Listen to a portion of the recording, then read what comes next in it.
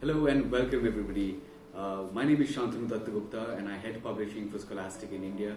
And today is a great day and I'm really excited. We have the multi-award winning New Zealand author Gavin Bishop.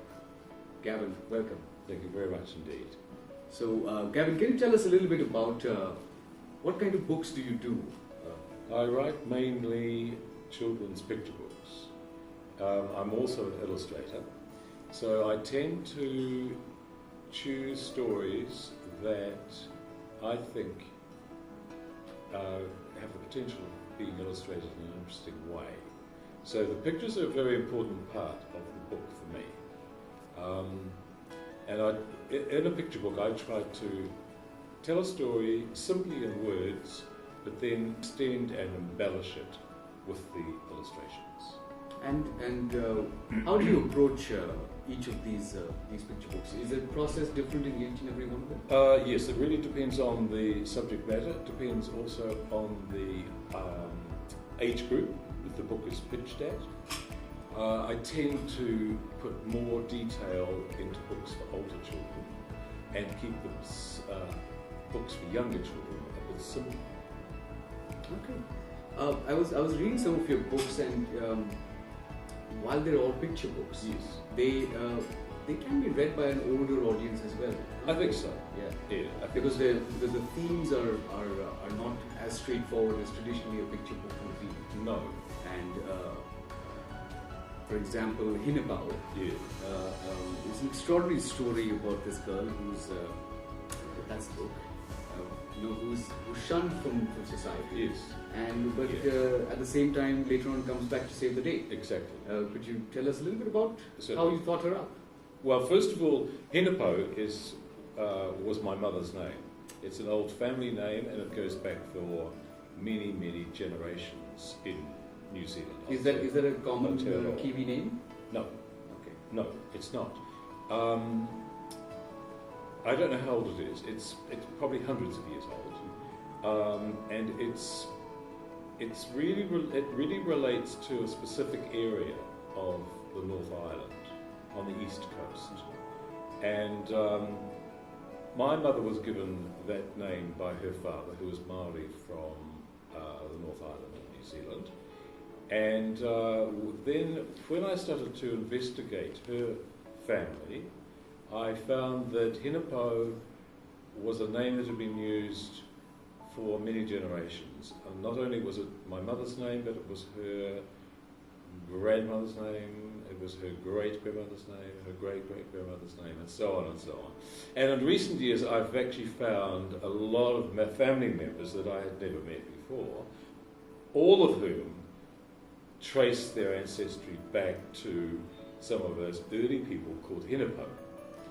So it's that sort of name. So that's where I started. I thought I want to use that name for a story, and then I just really started to think about what she was going to do. And I like those stories where somebody who is having a hard time and they come through at the end and they become a winner. So would you say that most of your stories, or some of your stories, mostly end up in a happy place? Yeah. Okay. Is that very? Do you think that's very important in children's literature? Probably. I think it probably is. I think you do need to be optimistic and upbeat. I mean, I think stories can be sad as well. For example, my latest book called Cook's Cook, which is about the cook on the Endeavour, on the HMS Endeavour, the ship that came Captain to Cook's Captain Cook's ship. The actual main character dies. He actually dies towards the end of the story. But he does turn into a seagull, and he continues on. His life continues on beyond the length of the book. So it's not all, gloom and doom. But generally most of my books do end with a kind of happy resolution. Do you think that your books are fairly philosophical? I think so. And do you think all picture books tend to be like that because deep down inside, it's an adult creating it. I'm always aware that I'm writing for children, although I don't have children in mind. I mean, I don't sit down and think, now this is going to be for children, it's got to be a particular way. I try to write a story that I think is going to work well. I try to produce illustrations that are going to be well produced and look good. So I don't, what I'm trying to say, I think, is I don't compromise anything because it's for children.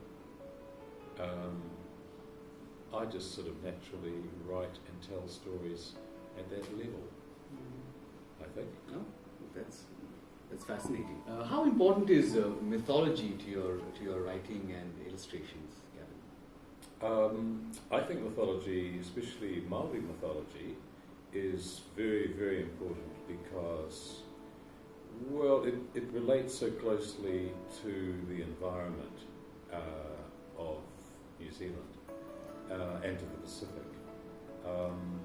And I feel really strongly that we should be encouraging our children to learn more about those stories that have come from where we live, from that area, because they reflect the people who have lived there in the past. They reflect our history, and I think some of the stories from the South Pacific are as interesting and as exciting as any other stories from any other part of the world. And that's, so I sort of feel sometimes as if I'm on a bit of a mission to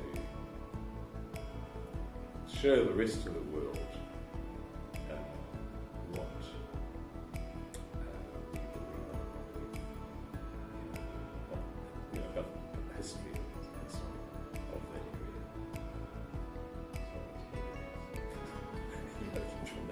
area. Well, what's really fascinating for me, and I'm always fascinated by, is how authors approach a book.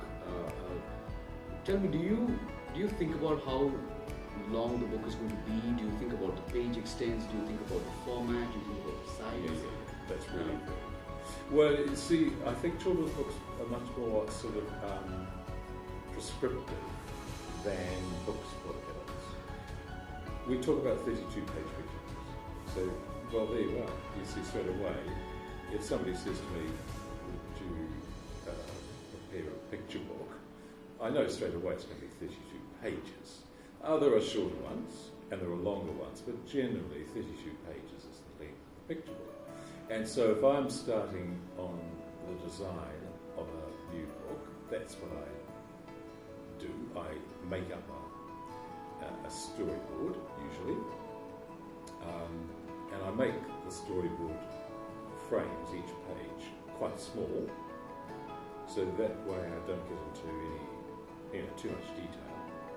So I take a piece of paper, and I draw up the whole book from the cover, front and back cover, right through to the last pages, and I number them all from 1 right through to 32, and then I go back, and this is after I've perhaps worked on the text a bit, and I go through and very, very quickly, very, very roughly scribble in little ideas that come to mind into this little template of the storyboard.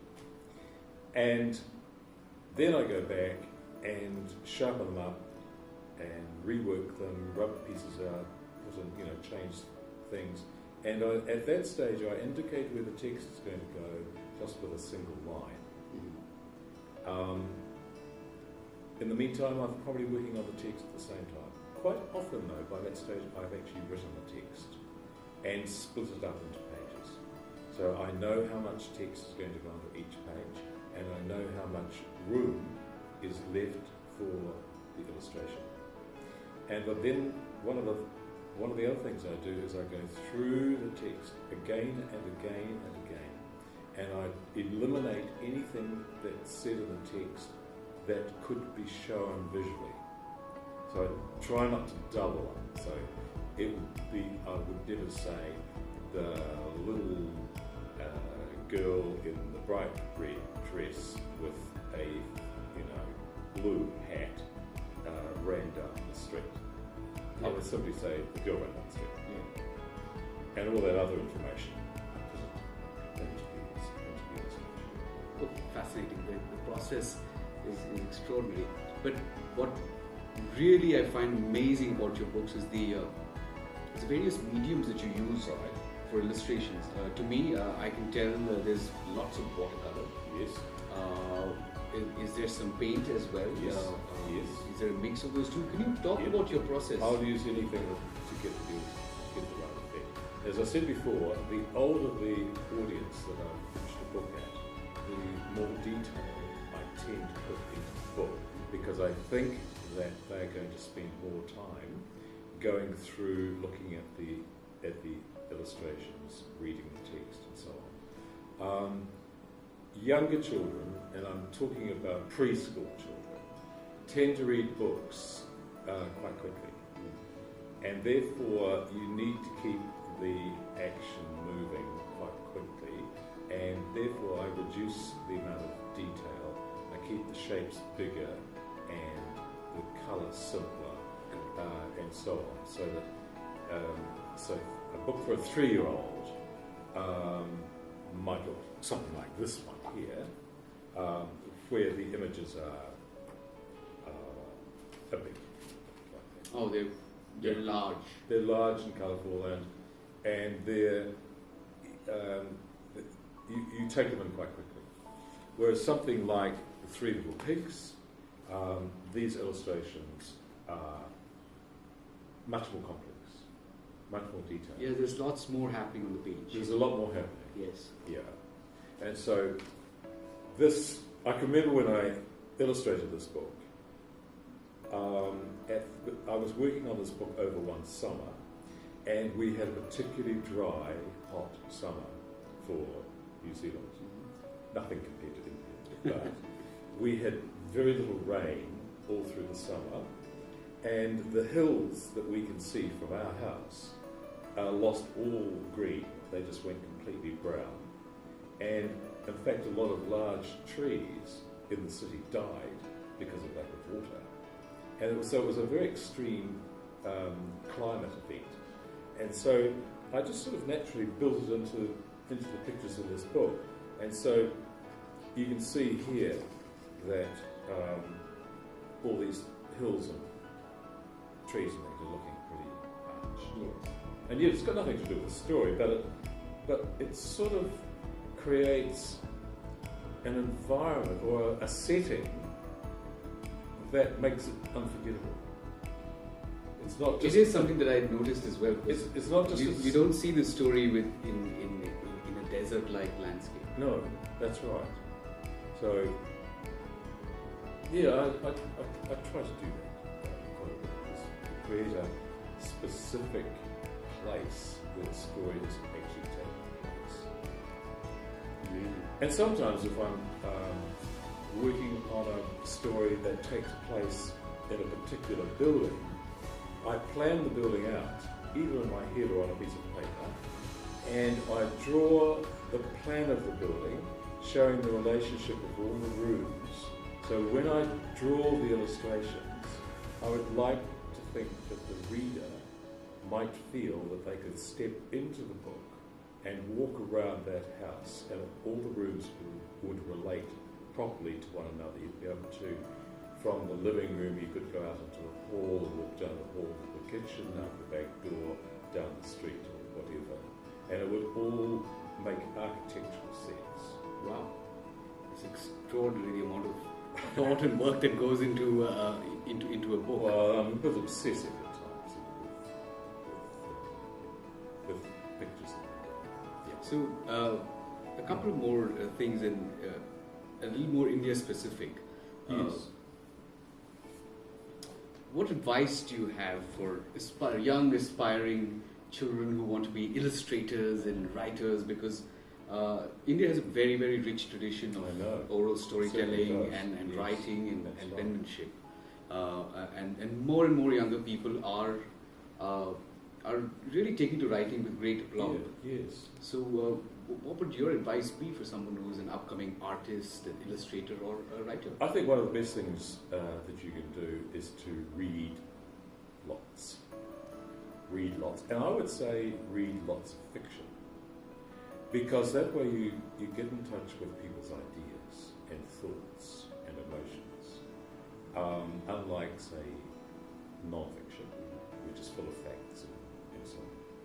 So that's one of the things I would suggest. And sometimes a young person will get in touch with me and they'll say that they have written a story and they have illustrated it and Mum says it should be published and how can I get it published?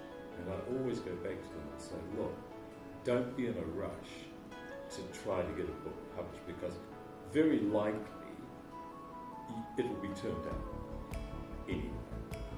And if that's going to be upsetting, then don't go there.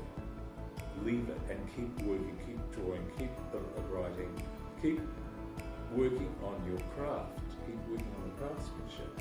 Because I said, if you were a rugby player or a ballet dancer or a singer, you wouldn't expect to be at the top of your game immediately.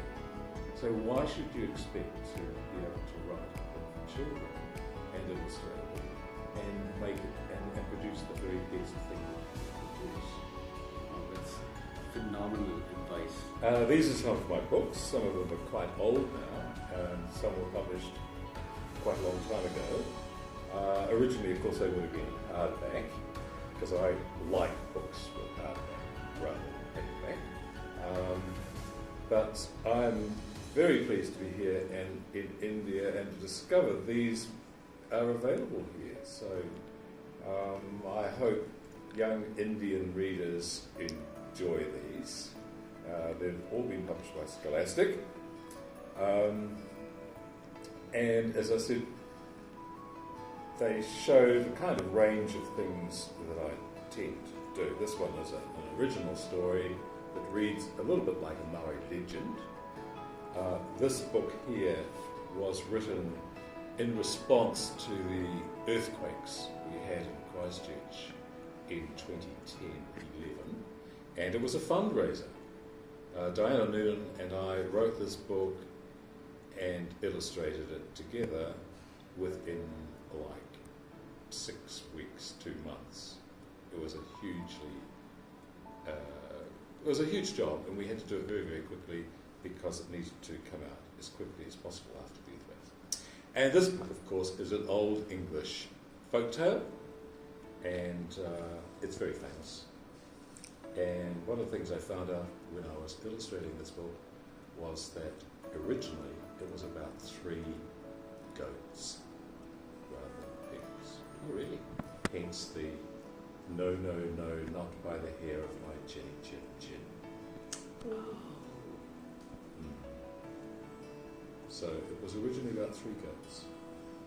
And this is based on the original, a very, very early version that I found in a collection of English folktales. And it pulls no punches. 2 of the pigs get eaten, and at the end the wolf gets eaten. So it's quite fun. Thank you for taking out time and speaking with us. We look forward to having you again. Thank you very much indeed.